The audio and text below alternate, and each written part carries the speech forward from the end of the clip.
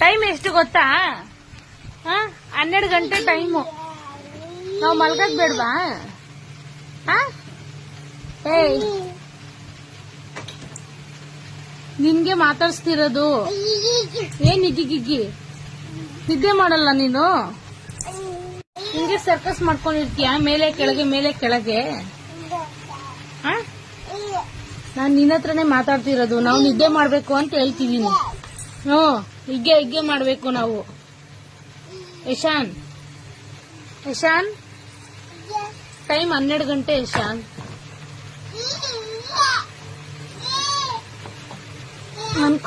ಮನ್ಕೊಳ್ಳೋ ಬಾರೋ.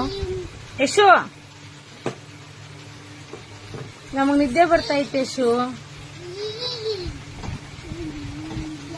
ಯಶಾನ್, ನೀನೇನು